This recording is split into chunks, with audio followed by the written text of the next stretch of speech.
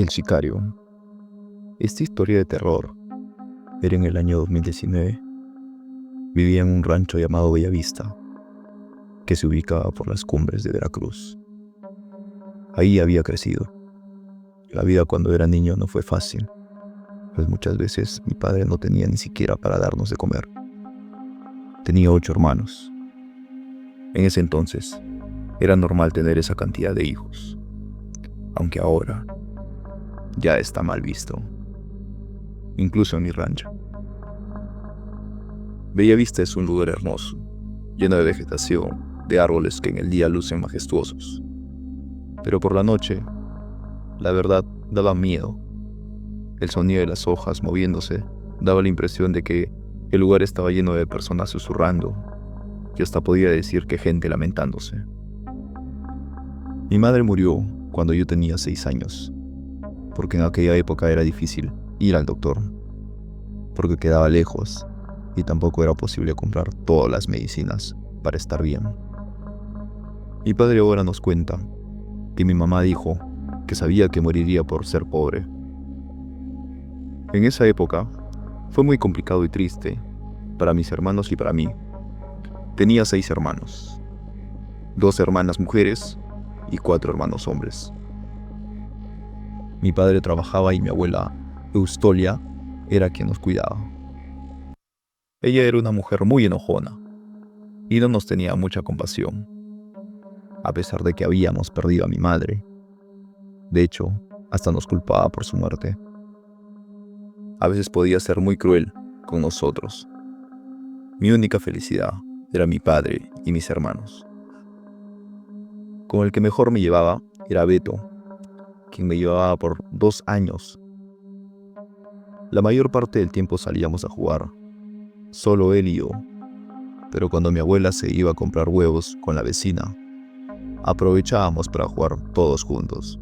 Bueno, solo los hombres, porque las niñas jugaban aparte. Mi abuela nos ponía a cuidar a los animales del campo, a ir por el maíz, para las tortillas, al molino y cosas bastante pesadas para niños de nuestra edad. A mi hermano Beto le tocaba cuidar los borregos a las 6 de la tarde más o menos, y llevarlos a casa más o menos a las 7 de la noche. Lo acompañaba nuestra mascota Tommy, un pequeño perro mestizo. Era negro, su pelo era liso y era muy travieso. Hubo una época en la que recuerdo que Beto llegaba a la casa corriendo y gritando. Decía que había visto algo, que era una mujer, desnuda, levitando en el campo, entre los árboles. A mí me daba mucho miedo, porque sabía que no mentía. Era un niño y no tenía por qué hacerlo. Además, llegaba sudando, temblando y muy asustado. Me contaba que mientras estaba sentado cuidando los borregos, de repente Tommy, nuestro perrito, comenzaba a aullar y hasta se orinaba de miedo. Entonces cuando Beto volteaba hacia donde estaba viendo el perro, se daba cuenta que había una mujer completamente desnuda levitando. En medio de los árboles, decía que la mujer tenía sus ojos puestos sobre él y que tenía la sensación de que si no corría, esa mujer lo atraparía. Mi abuela lo regañó y le pegaba con un cable cuando hacía eso, pues decía que no podía dejar a los animales sin vigilancia, porque podrían robárselos. Así que me mandaba a mí o a alguno de mis hermanos a ir por los borregos, pero nadie quería ir hacia allá, porque teníamos mucho miedo. No queríamos ver a esa mujer. Entonces decidíamos ir los 5 hermanos hombres por los borregos, para que la abuela no descargara su enojo con nosotros pegándonos también. Cuando llegábamos al lugar no había nada. De hecho, el ambiente se sentía bastante normal. Pero ya a las 7 oscurecía y a nadie le gustaba estar lejos de casa cuando eso sucedía. Fueron muchas ocasiones en las que sucedió. Nadie entendía el porqué y nadie más que Beto había visto a aquella mujer. Pasaron los años y varias veces se repitió aquel suceso. Pero la vida era mejor. Mi padre había conseguido un mejor trabajo y ya nos alcanzaba para nuestras 3 comidas al día. Aunque eso significaría ver a mi papá cada semana y tener que aguantar los malos de mi abuela Austolia. Así fueron los 3 años próximos. Todo estaba tranquilo, hasta que cumplí 15, cuando todo empeoró. Mi padre se enfermó de gravedad y tuvimos que llevarlo al hospital. Pedimos prestado a un vecino para poder pagar la consulta, pero ahí nos dijeron que debían operarlo si queríamos que se salvara. No sabíamos qué hacer, la operación era sumamente cara y era imposible de conseguir el dinero. Éramos muy pobres. Pasaban los días y no sabíamos qué hacer. Entonces mi padre en casa. Lo cuidábamos y hacíamos todo lo que podíamos para que no sufriera. Pero era una tortura verlo así. Mi abuela trató de juntar dinero con los vecinos, pero lo que recaudó no alcanzaba para la operación. Además, mi padre era el hombre de la casa, quien trabajaba y solventaba los gastos. Así que todo estaba muy mal. Pero un día, Beto me dijo que debía ir al campo a resolver unas cosas. Y la verdad, yo no lo tomé a mal ni le tomé importancia. Al cabo de unas horas, cuando ya había caído la noche, volvió. Nos dijo: preparamos a mi padre, que lo llevaríamos al hospital para que al día siguiente lo operaran. Todos estábamos sorprendidos y le preguntamos que si había conseguido el dinero, y dijo que sí. Pero cuando le preguntamos que de dónde había sacado el dinero, nos dijo que eso era lo que menos importaba. Preparamos todo y los vecinos, quienes tenían una camioneta muy vieja, nos llevaron al hospital más cercano. Todo el camino me pregunté de dónde había sacado el dinero. No tenía sentido. Como ya había dicho, era casi imposible. Nadie en el pueblo tenía esa cantidad. Seguro mi hermano estaba metido en algo malo. Al día siguiente operaron a mi padre y mientras esperábamos que saliera, le pregunté a Beto: Beto, ¿de dónde había sacado el dinero? Él me dijo que eso no importaba, que lo importante era que nuestro padre estaría bien. Me dijo que también, en un año él cumpliría 18 años y que empezaría a buscar trabajo para ayudar a mi familia. Decidí ya no preguntar más porque sabía que no me iba a decir, por más que insistiera. Pasados los días y mi padre comenzó a recuperarse. Claro que debía pasar varios días recuperándose, pero todos estábamos más tranquilos, felices, porque por un momento creí que le pasaría lo mismo que a mi madre. Todo estaba bien y al parecer nadie recordó preguntarle a Beto que de dónde había sacado ese dinero. Una tarde Beto y yo salimos a buscar a Tommy, nuestro pequeño perrito, porque se había escapado. Caminamos entre los grandes árboles y platicamos mucho, como cuando éramos niños. Pero después de un rato nos percatamos que entre todos esos árboles había unas carpas, ropa tirada e incluso armas. Mi hermano me dijo que seguramente eran de algún cártel, que sus amigos le habían contado, que ya habían llegado a Villavista y que estaban reclutando gente. Yo me asusté y le dije que nos fuéramos de ahí. Él asintió moviendo la cabeza, pero se quedó unos minutos más mirando. Parecía que no había nadie. Le toqué el hombro y le repetí que debíamos irnos. Cada día parecía mejor para nuestra familia después de eso, hasta que un día algo cambió. Me di cuenta que mi hermano Beto salía cada vez más y llegaba muy tarde. Él decía que era porque estaba buscando trabajo, pero yo lo conocía bien y sabía que había algo más que eso. Una noche, mientras esperaba a Beto, me quedé dormido y en mi sueño lo vi. Estaba frente a frente con esa mujer que describía, que veía cuando iba a cuidar a los borregos. Yo nunca la había visto, pero algo en mi sueño me decía que era ella. Pero unos segundos después, algo me despertó. Era mi hermano Beto, quien me movía con fuerza. No lograba verlo muy bien, por la oscuridad, pero noté que estaba llorando y una gota de su sudor cayó en mi brazo. Le pregunté que si estaba bien y él me dijo que no. Me dijo que saliéramos y que afuera podría contarme. Salimos y nos alumbramos con una vela. Hacía mucho frío.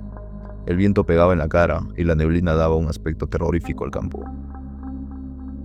Nos sentamos en unos troncos y le pregunté qué estaba pasando.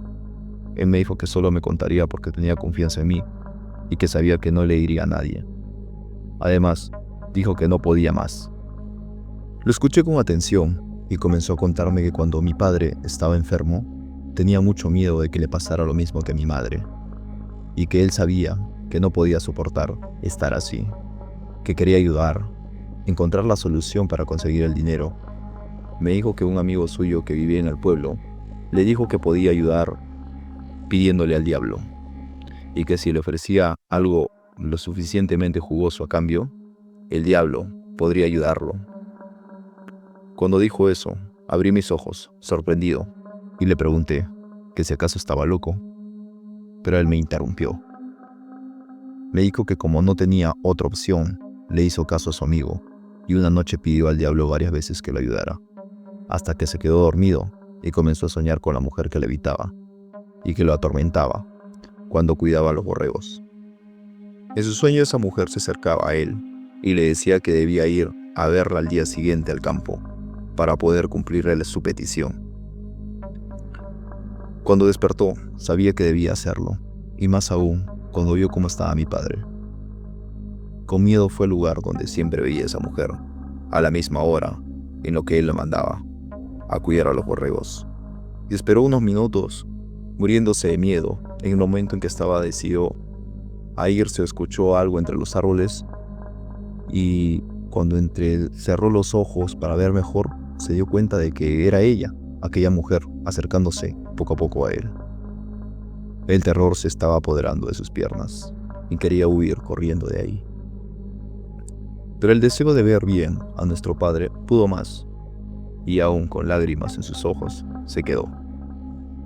Me contó que esa mujer se veía 1000 veces más espantosa de cerca, que en sus ojos habían dientes y que en su boca sangre, y tenía un olor putrefacto. Estaba desnuda y su piel era verdosa. La mujer le dijo con una voz de otro mundo que el Satanás lo había mandado y que le concedería el favor solo si él le daba un sacrificio humano. El dinero que necesitaba estaba enterrado justo ahí, pero si lo tomaba, debía estar consciente de que debía entregar su sacrificio. Pero si lo tomaba y no entregaba lo que el diablo le pedía, entonces uno de nuestros hermanos moriría e iría directo al infierno. En el momento en que quise interrumpir a Beto, él me dijo que lo dejara terminar y siguió con su relato, contándome que como no tenía idea de qué hacer, desenterró el dinero, que era justamente lo que necesitaban para la operación de nuestro padre, y que aunque tenía miedo, sabía que debía cumplirle al diablo. No quería que se cobrara solo con alguien de su familia. Así que recordó cuando habíamos ido a buscar a Tommy, y fue de nuevo esperando ver a los sicarios para pedirles trabajo y así cumplir su cometido, sin que él mismo decidiera a quién matar. Esas personas le dieron trabajo y le dijeron que debían matar al dueño de una miscelánea en la ciudad, porque no había querido pagar derecho de piso. Beto estaba decidido a hacerlo, sabía que no tenía opción, pero cuando estuvo frente a frente con esa persona, se dio cuenta de que le iba a costar mucho.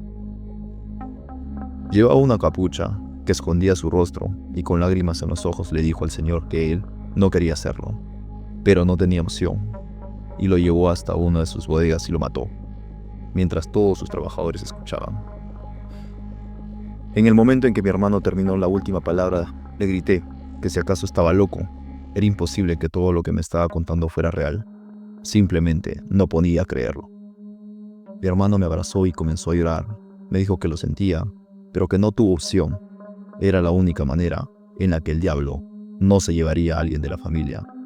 Viendo cómo se encontraba, le dije que no se preocupara, que solo debía dejar de ir con esas personas que lo mandaron a matar a ese pobre hombre. Y queríamos como si nada hubiera pasado. Volveríamos a ser la familia feliz de antes. Quizá en el pasado no valorábamos nuestras vidas, pero en ese momento nos dimos cuenta de que a pesar de ser pobres y de tener una abuela regañona, siempre habíamos sido niños felices.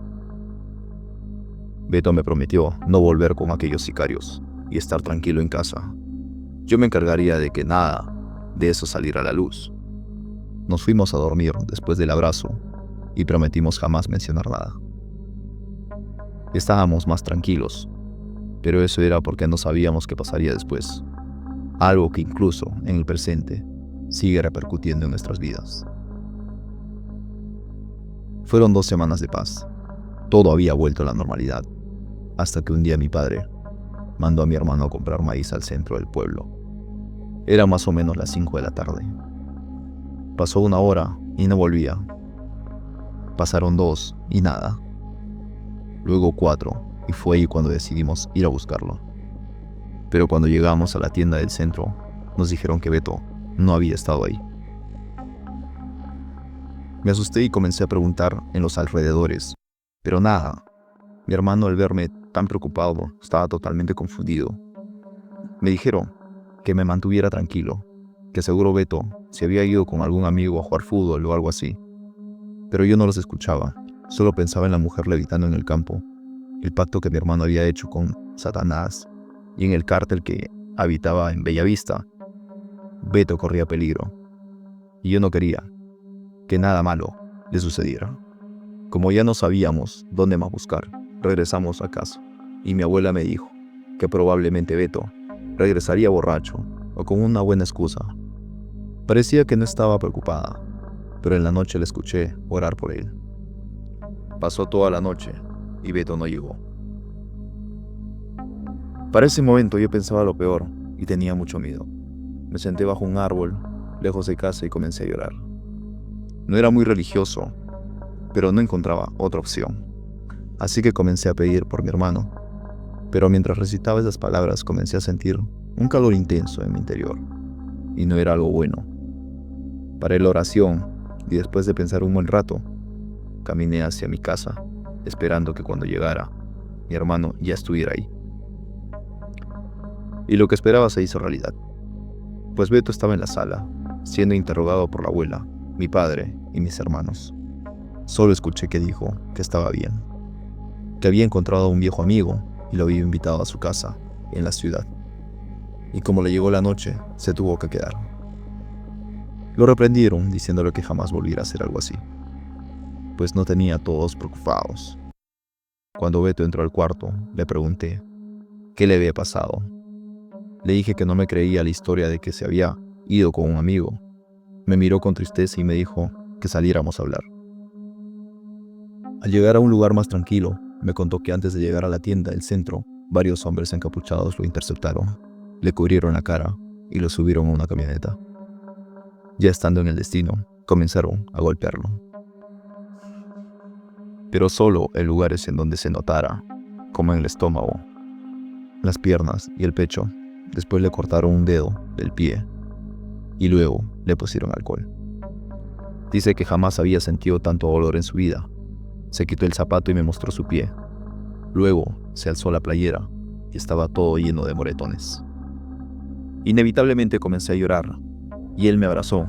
Era mi mejor amigo, mi hermano, y me dolía que estuviera pasando todo.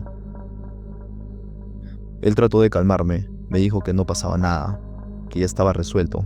Me contó que uno de los más pesados del cártel había hablado con él y que le había dicho que no podía simplemente desaparecerse y hacer como que si nada hubiese pasado. Si ya había entrado a ese mundo, jamás podía salir, solo muerto. Pude ver su expresión de miedo, de resignación y de tristeza. Esa tarde nos tiramos en el pasto sabiendo que nada volvería a ser igual como antes. Pasaron los años y mi abuela murió. Ella jamás supo que su nieto era parte de los sicarios del pueblo y era un alivio para nosotros. Luego yo me vine a vivir a la ciudad y me traje a mi padre. Encontré un trabajo bastante decente en una fábrica de zapatos. Y mis hermanos igual. Dejamos el pasado en aquel ranchito hermoso que un día nos vio nacer. Todos menos Beto. Él se quedó en Bellavista. Compró una casa y nunca sentó cabeza. Hasta el día de hoy, tiene hijos por todo el pueblo y sigue trabajando en lo mismo. Siempre que puedo lo visito o él me visita. Me cuenta cómo le va en el negocio y la verdad es que desde hace muchos años sus ojos ya no tienen brillo. Sus labios están secos. Simplemente ya no es el mismo, pero yo siempre lo voy a querer. Él siempre será mi hermano y entiendo su cambio. Beto no tuvo opción y todo lo hizo por su familia, porque puso a mi padre antes que a él mismo, y eso siempre se lo voy a agradecer. Muchas veces me contó que había vuelto a ver a aquella mujer levitando cerca de su casa y que temía que algún día fuera por él. Sabía que estando en ese mundo todo era posible. Había ayudado mucho al pueblo, daba despensas, incluso dinero a los demás. Las personas de ahí lo querían mucho y hasta llegaron a nominarlo para ser presidente. Pero nunca pasó. Su apodo era Metra y sigue ahí. No tiene opción. ¿Quién diría que ya no le debe nada al diablo, pero sí a un cártel? Y bueno, esa es la historia de mi familia. Más específicamente de mi hermano. La pobreza nos quitó a mi madre, pero gracias a él tenemos a mi padre.